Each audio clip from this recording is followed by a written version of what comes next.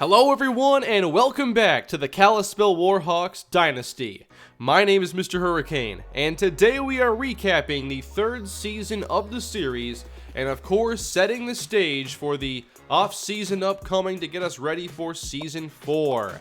And by the way, I'm planning on having the off-season stream this Sunday. Today is Friday. Tomorrow I'm going to post the Chargers playoff game. And then we'll go into Sunday, we'll stream the off-season, and get going with this series. We have just wrapped up the third season, of course, after the bowl game episode, the Las Vegas Bowl against Colorado. And that was a perfect way to end the season. We had our group of seniors, the core of this roster, go out bowl champions after helping build this program to where they are now over the course of 3 seasons. It hasn't always been easy, as you guys know, but of course, that taste of victory is always worth it. Let's go check on the coach contract here and just look at the jump we took this year. Now, how was this possible? How does a team go from 2 wins, 3 wins, to all of a sudden 10 with a bowl victory and a conference championship? Well, I call this season the perfect storm. And what I mean by that is that we had a core of players that were sophomores when the series began. And those players got to develop for a couple seasons and solidify their roles on the team. Players like TJ Garner, who was an All-American safety. Marcus Calhoun, All-American and award-winning linebacker. He was a big part of it. You can go back through this season and see the big plays that he made to change at least 3 games. He changed the Washington game. Now we lost that game, but I think that game definitely started that winning streak because after that, we played much better, won 6 games in a row. Then we have seniors such as Rashawn Brooks, who came back and provided a big impact. Remember, he missed last season, and the offense took a hit because of that. We didn't have Ja'Cory Day last year. We didn't have a speed threat. And we didn't have our best possession receiver for most of his junior season. So basically, we had a team that grew together for a couple seasons, the same players, and they develop, they get better, and at the same time, our conference rivals got worse because they graduated a lot of their top talent. Remember our games against New Mexico? They were not fun to face. They had Lamar Jordan and Terrion Gibson. Those 2 were too much for our defense to handle. Those 2 graduated, we beat them this year. Colorado State, very good last season. This year, they had some talent graduate, and they could not put together a very good year at all. That was the case for a lot of our opponents. Not all of them. There were still teams like Wyoming that had a great quarterback in Josh Allen, and we struggled against them. So I feel like this was just the perfect storm. We were on the rise, inevitably, with our development. And they were on the decline because they graduated a lot of quarterbacks and skill players. And I think that a big part of our success this year was the fact that we played a lot of young quarterbacks and we capitalized in those matchups. Now the season didn't look like it was going to be this good from the very beginning. As we opened up with the victory against Idaho, finally beat the Vandals after 2 years of losing to them in the opening game. But then I expected us to compete a lot better in our non-conference schedule, and Eastern Michigan was way too much for us, 44-20, as their offense gave us fits. In this game, our defense wasn't able to do a whole lot. We allowed almost 500 yards of offense, and we just couldn't stop the pass. Against Tulsa, we again struggled against a team who finished with 3 victories. Now this was the game where Ja'Cory Day had 3 second-half touchdowns, so that was fun. Having Ja'Cory Day break out like that. Had a passing touchdown and a couple receiving for 113 yards. Put up that Randy Moss rookie year stat line. So then we go to Washington, and that's where things get interesting. They look dominant from the beginning, but everything changes on a Marcus Calhoun pick 6. We then go into the second half, and we really compete well until an interception really derails our efforts, and then we can't pull off a final drive to get points. Another good defense we faced. We couldn't move the football that well, and we just made a couple too many mistakes. From there, though, I feel like these 3 games, they made us get a lot better because it forced us to adapt, and we started calling a lot of different defensive stuff. I liked the 44 defense. We actually had a lot of success doing that this year to stop the run, and we ended up getting more sacks and turnovers down the stretch while our offense took off. Marquise Walker was a different quarterback this season, and just look at the points we put up in these games. Some of these are close, but we were able to finally outscore teams. We had the playmakers on offense to finally get it done. Marquise Walker was a lot more efficient this year. We had two running backs who could both rack up yards in Sammy Hawthorne and Roscoe Sheridan. And then Sonny Archer had a great season. The junior Rashad Williams and the freshman Ja'Cory Day contributed a ton. Marquise Walker had a 5-touchdown game against the Hawaii Rainbow Warriors, and that kind of made us realize, okay, this team probably can do something special this year. We were 3-3 at that point. Then go to New Mexico, get extremely lucky. Of course, we threw a pick in overtime, but they had a freshman kicker who missed like a 44-yard kick. We then get an interception by Otis Frazier, go and kick a field goal and win it.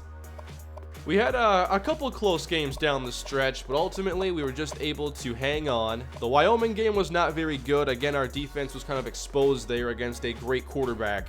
But we beat Utah State, come back to beat Hawaii with a big pick 6 from Zach Flowers, and then have an overall dominant showing against the Colorado Buffaloes to close out this season. So an exciting year, definitely. We had, like I said, the perfect storm. We were on the rise, other teams on the decline, and we had some really fortunate plays go our way, like the missed field goal against New Mexico and the Zach Flowers pick 6. So, this was a great year. Very happy with it.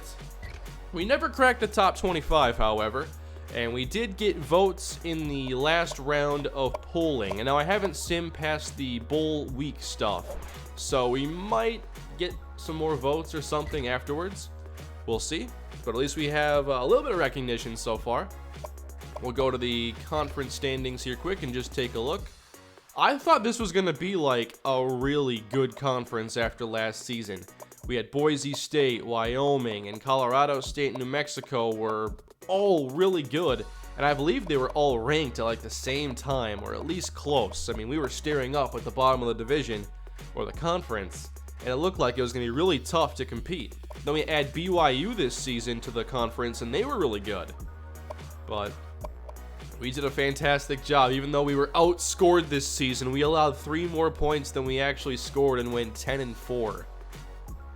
So we're going to go through stats and stuff like that along with the recruiting for next year. We're going to take a look at the recruits we have so far and set the recruiting board for the offseason.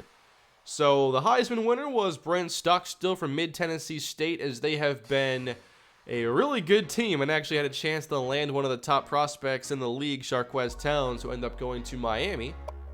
You guys already know that. All-Americans here. Like I mentioned in the bowl game, we had a couple. None on offense, sadly.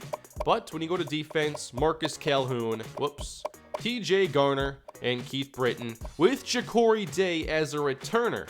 Now, what's also exciting is that Ja'Cory Day was a freshman All-American, and I'm really excited to see what Ja'Cory Day does in the future. He has that big playability, screens, deep balls, just get him separation, let him run. We had some Wildcat with him, jet sweeps of course, but Ja'Cory closed out the season very poorly. In his last 2 games, he had 5 drops and only 2 catches. So, with Rashawn Brooks graduating this year, we could need more out of Ja'Cory next season, and he needs to clean up the drops. So let's take a look at the awards now, as Stockstill takes home the Heisman, the Maxwell, and the Walter Camp Awards. Now, Marcus Calhoun takes the Bednarik Award. That was exciting because he's put together a really strong 3 seasons, and I'm not sure if he could be the first ever Kalispell player drafted, but he certainly has the accolades and a lot of ability. Now, most of these awards, of course, we didn't have a lot of players in the running, although Calhoun was top 10 here for the Nagurski. The O'Brien, that also goes to Stockstill. Way too many trophies. And on top of that, we see that one of his receivers, Richie James, takes the Biletnikoff Award. He had 21 touchdowns this year. That was a really great team. Anything else for us this season? I haven't checked all these, actually. Best linebacker, that's Marcus Calhoun. Anybody else? The Groza goes to Keith Britton. And the best returner? Ja'Cory Day misses out by 1. One thing that is definitely exciting is that Marquise Walker finished in the top 5 for passing yards. Now, he did play in 14 games, not everybody else did, but that's still really impressive to see. 31-31 there. Let's check on the season stats now, as we'll lead with Marquise Walker, who has become an all-around dynamic quarterback and a really important part of this team. Now, he took over as a starter back in his freshman season, and he wasn't all that consistent his first couple years. But you do see, though, the improvement from 8 touchdowns to 13 to 25, and the interceptions now going down from 15 to 10. Completion percentage is up almost 5 points. That's fantastic. Rushing. This year, not as many yards rushing because he was such a good quarterback, he didn't have to get all his yards by scrambling. His arm still isn't all that strong, but he had enough accuracy to hit the throws that we asked him to make. He only had 1 rushing touchdown this year and 3 rushes of 20 or more yards. Does it show sacks on here? It does. He was sacked more this year, probably a product of being in the pocket more and passing more often. Now, receiving, he did catch a pass this year. We'll see if he does it in the future. We also had Ja'Cory Day throw a touchdown on a throwback jet sweep out of the Wildcat package. Then J.R. Battle had to play a bit this year, 2 touchdowns, 1 pick. I believe that was on a Hail Mary, but I can't remember exactly. I think it was a deep ball of some sort.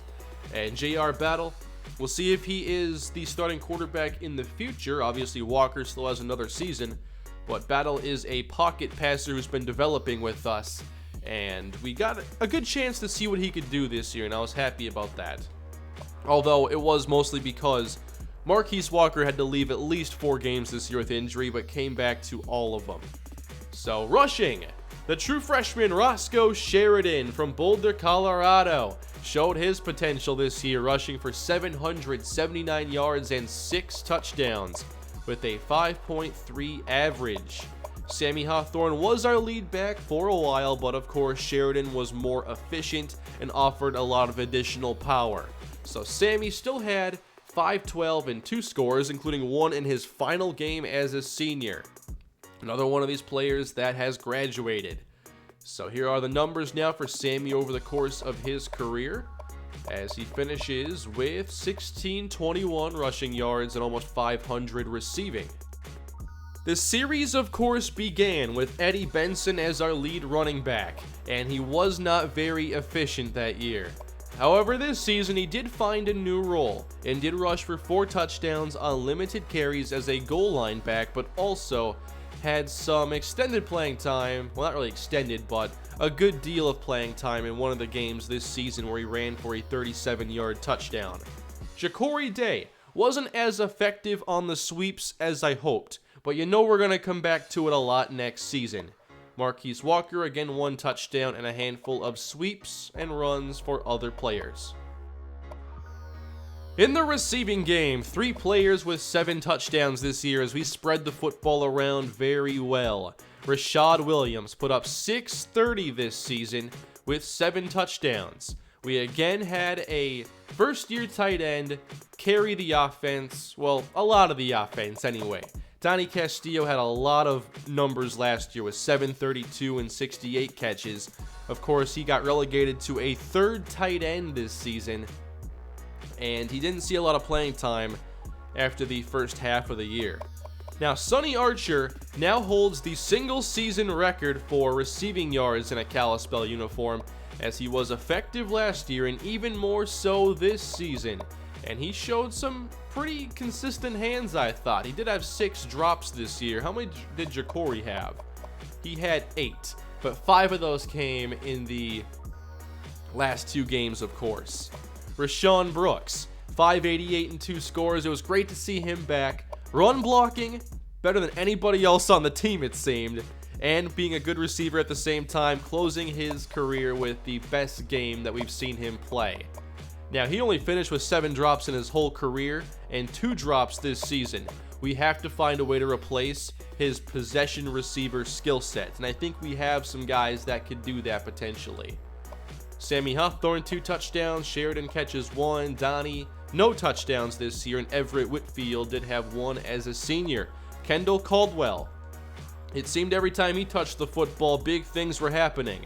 Didn't have a lot of opportunities, but certainly made the most of them with 22.3 a catch. Troy Evans, 6 catches. Justin McClellan had 1, along with Benson and Walker. On the offensive line, we had a bunch of seniors this year. Norris Medlock, I'll certainly miss him as our best run blocker, who has opened up a lot of big opportunities for us in the ground game. He's very strong, and he's going to be a tough player to replace. So we had 5 seniors on the offensive line, and that's my main concern going into next year. How do we replace them, and what does their loss mean for the offense? What does it mean for the ground game? What does it mean for Marquise Walker?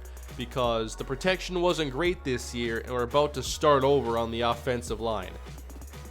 On the defensive side, of course, the captain, Marcus Calhoun, leads the way. 125 tackles this year. He finishes with over 325 in his career with 3 sacks, 3 interceptions, 1 touchdown, 2 deflections, and a couple awards to go with his tenure here.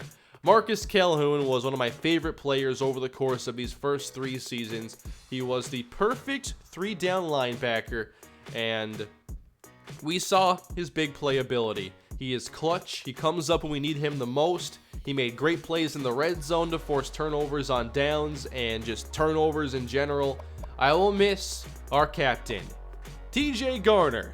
I was surprised to see him be an All-American, but he does rack up a lot of tackles, and I never thought he was one for the big play. He finished with 4 sacks and 2 picks and 1 touchdown. Most of the time we saw TJ Garner making tackles, although he wasn't like a physical tackler. He was able to basically hang on and bring the ball carrier to the ground.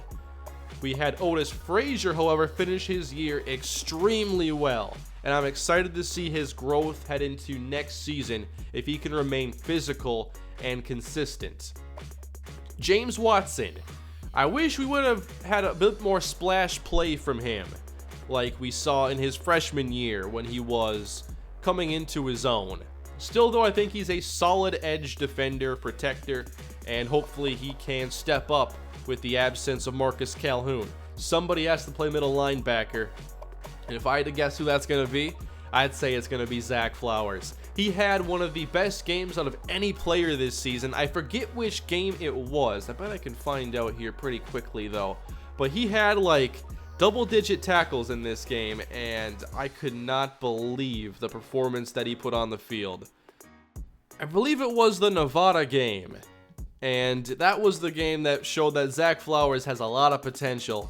And then we saw that pick 6 on a very savvy coverage play against Hawaii in the conference championship. That was one of my favorite plays of the season. How could it not be? So can he replace Marcus Calhoun? We may find out. Antone Slater played nickel cornerback for us this year, and I expect he'll play the same role next season. Dante Clark, the senior, was eventually benched as he was a very inconsistent player this season, and we went to Chris Smith until he was hurt. Kelly John Charles, the true freshman. Remember him winning the position battle in the preseason practice? Well, he didn't have a lot of splash plays this year, but he's got incredible range, and hopefully this year was a big year for his development, and I'm expecting next year him to take over as the starting free safety, and we'll see if that speed can be put to good use. Cam Davenport, it's always a roller coaster ride with him. You never know if he's going to give up a big play or make an interception, but this year I think he made enough big plays to justify him still being our number 1 cornerback. His sophomore season just wasn't very good. He had 4 picks as a freshman, 0 as a sophomore, but 4 again this year, including 1 in the bowl game. I think Cam is starting to get a little bit more consistent. Hopefully his senior season is big.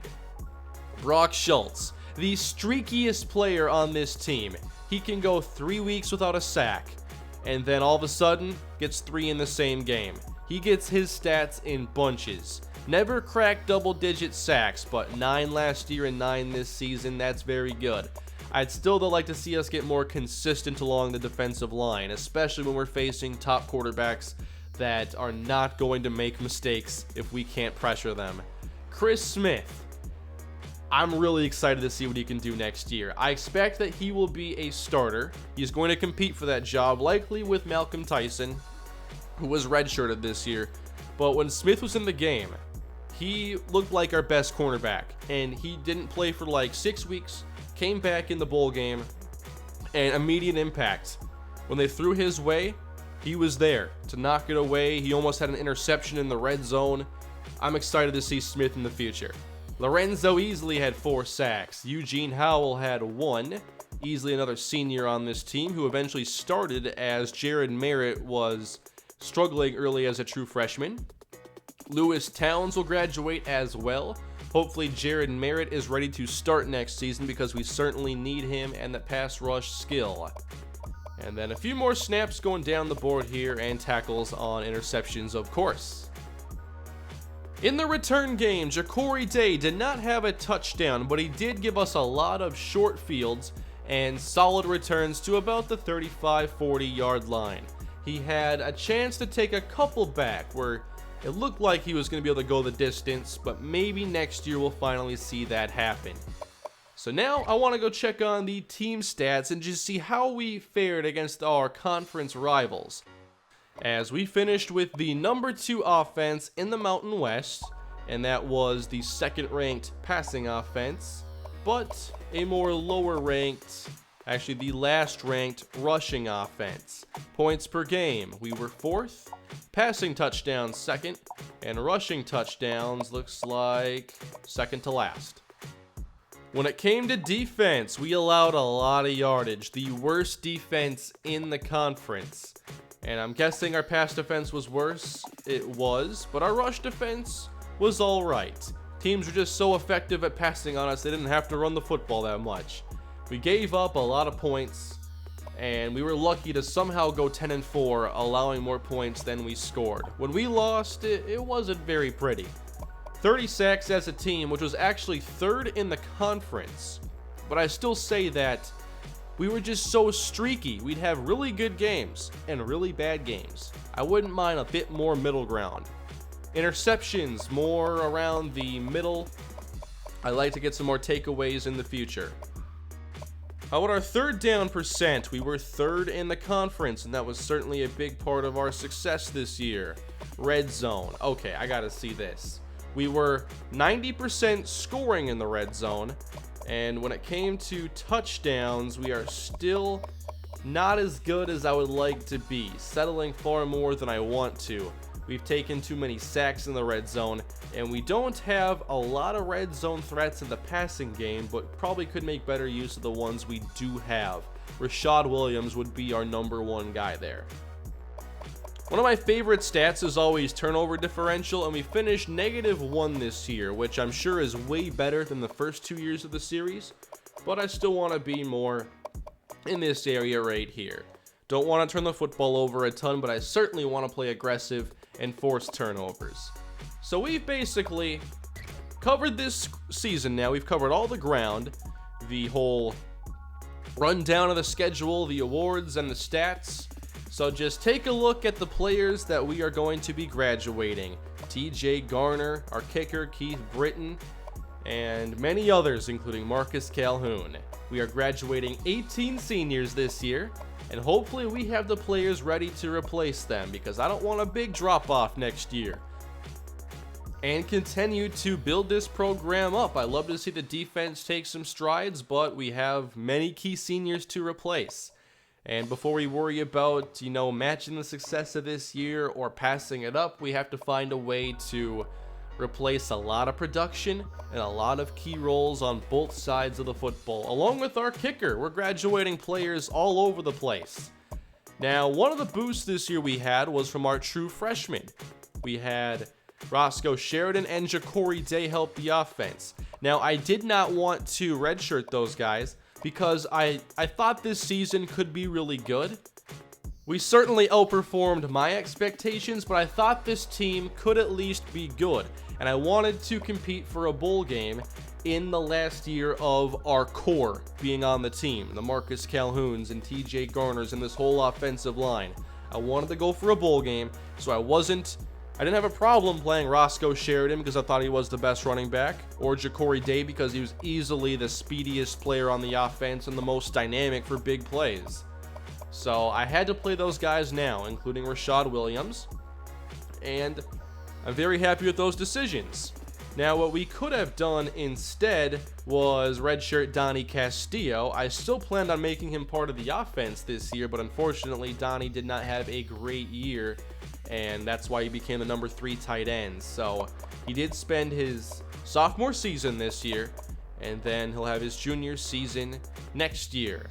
What are Donnie's numbers now? He had 4 drops this year, and that's not on very many opportunities. He only had 16 catches, so he's probably dropping somewhere in the realm of 15 to 20% of his targets. That's not very good. So let me know down in the comment section, who were your favorite players this year on the Kalispell team, and what players are you going to miss the most? Also, do you have any players that we haven't really seen a lot from so far that you think can provide big impact for us in the future? Let me know in the comments. And now let's check on recruiting. I want to talk about the players we've already brought into the program and what I hope to accomplish in the offseason.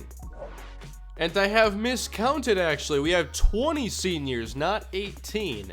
So a big graduating class. We have 70 players on the roster. We are graduating 20 of them. So I'm hoping that we can get a lot more volume this year in the recruiting class, even if it's not all like players who could contribute very early. I don't want a lot of walk-ons on the team. At the moment, we do have, 9 players committed? Yes, 9. We have 6 3-stars and 3 2-stars. So let's take a look at those players and the remaining board. This class so far is very offense heavy, led by quarterback Bo Lee from Fort Myers, Florida. I will continue to bring in quarterbacks so that we have options for our offense. We have a mobile quarterback now in Marquise Walker, but I also have pocket passers on the team like J.R. Battle. I'm not sure what the future holds, and I believe in adapting your scheme to the players and not so much the other way around. So if we become more of a structured offense from the pocket, I want to have a quarterback for that. If we have more option and getting outside the pocket, I want a quarterback for that.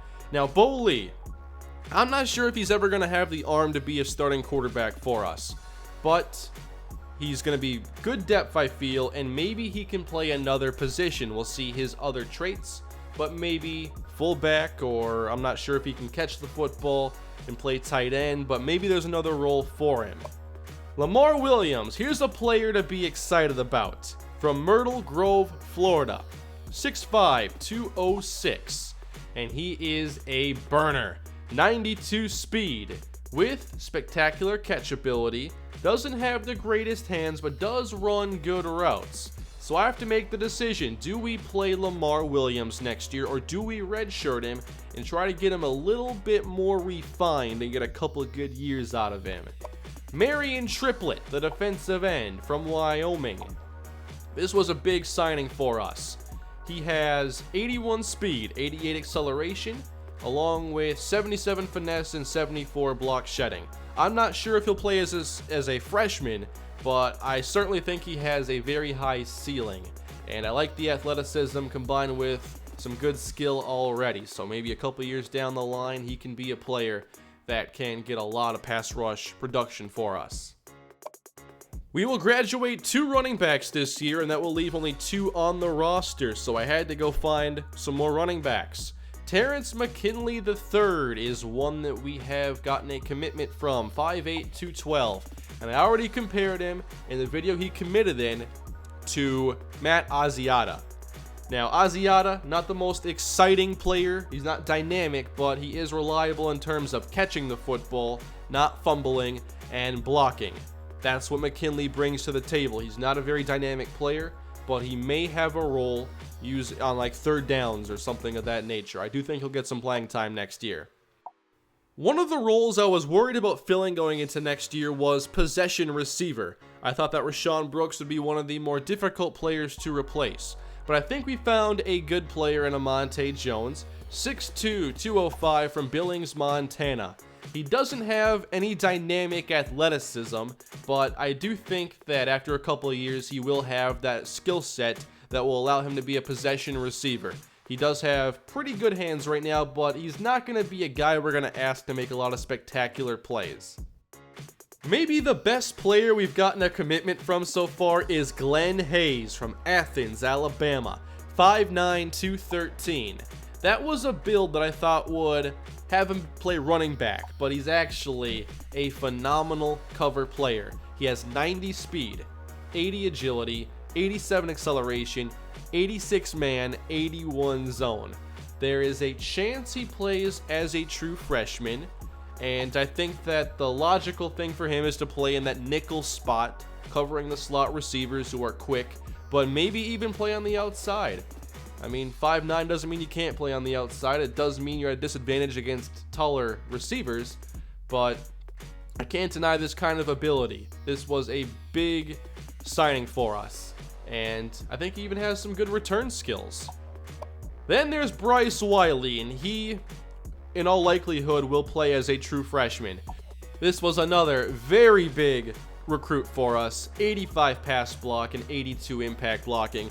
He's pretty athletic, not the most strong, so I'm just hoping that he doesn't get overpowered too much and can still hold up in his matchups.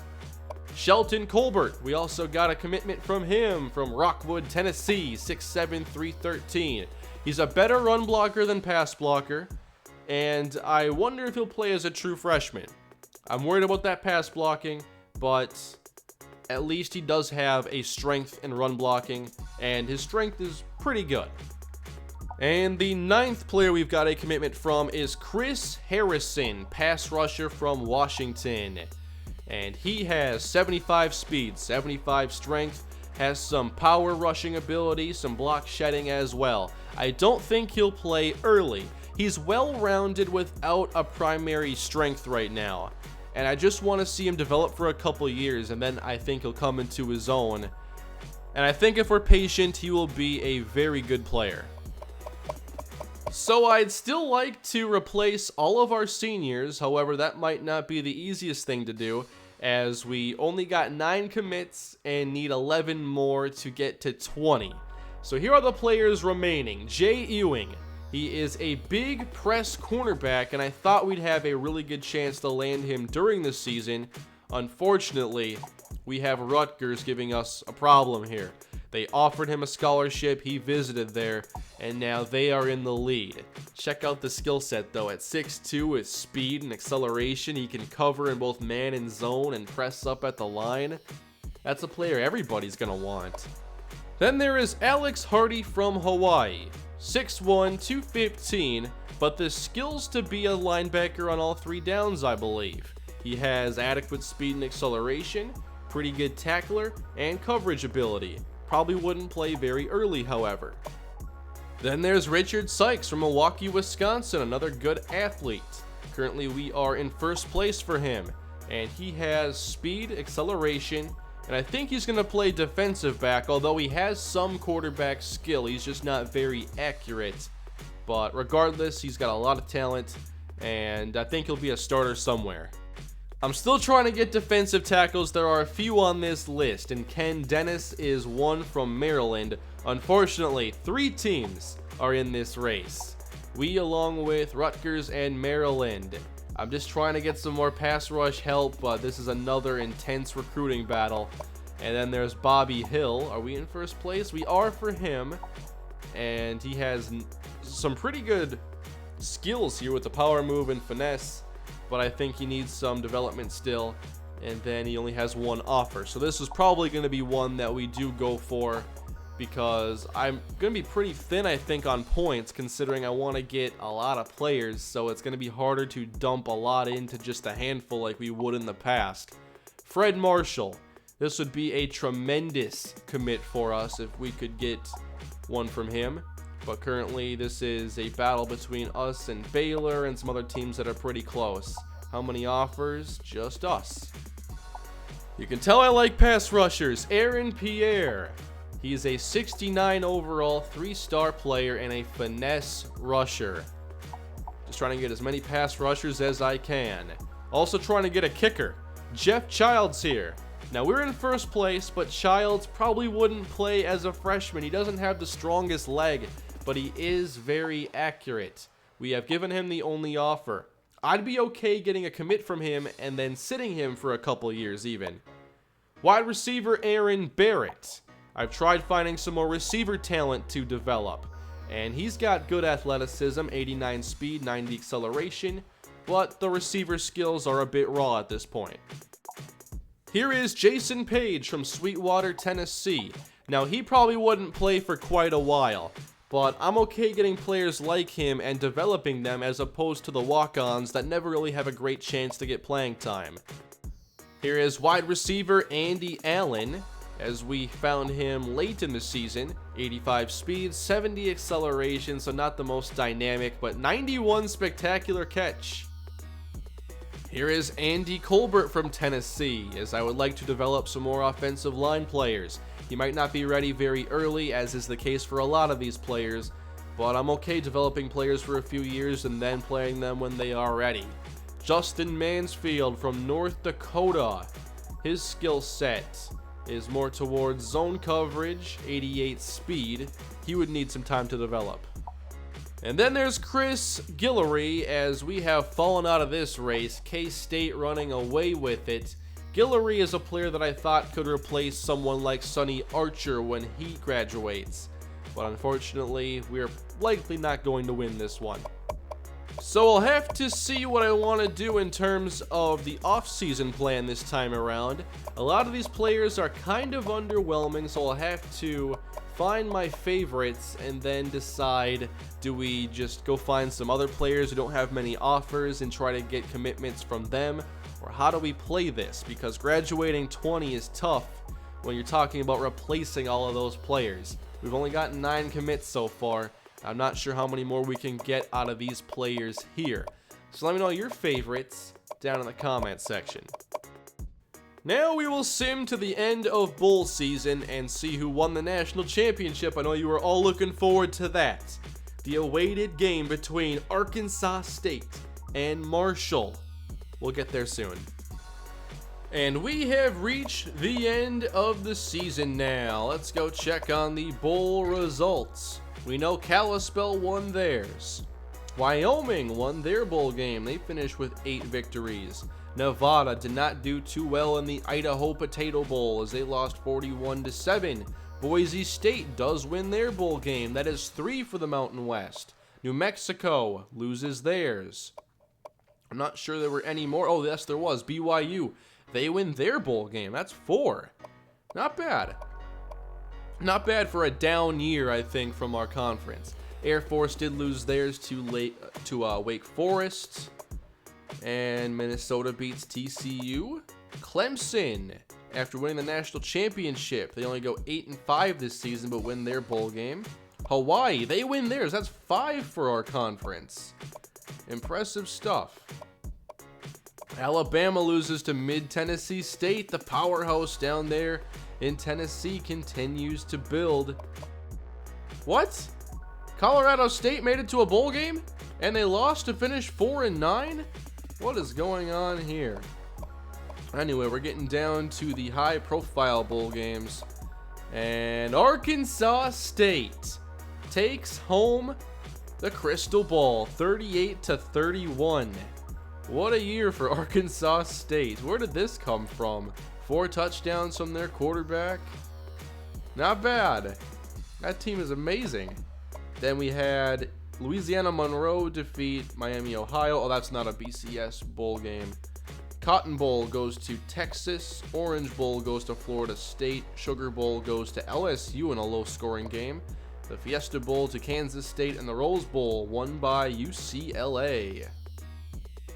So this is the final polling for this year, and we still see Kalispell does not get into the top 25. They got more votes, but Boise State still has more votes than us, even though we beat them, won our conference, and had more wins this year. So Kalispell not getting any love here when it comes to being in the top 25, but maybe in the future. All right, guys. Wait, I never checked all conference. I gotta check all conference. Someone's talking about that in the comments, and I can already hear him in the future. Marquise Walker didn't make first team. We'll see if he made second. Let's see. We had, of course, Marcus Calhoun will win this. TJ Garner, Otis Frazier, Keith Britton, and Ja'Cory Day. All first team all conference.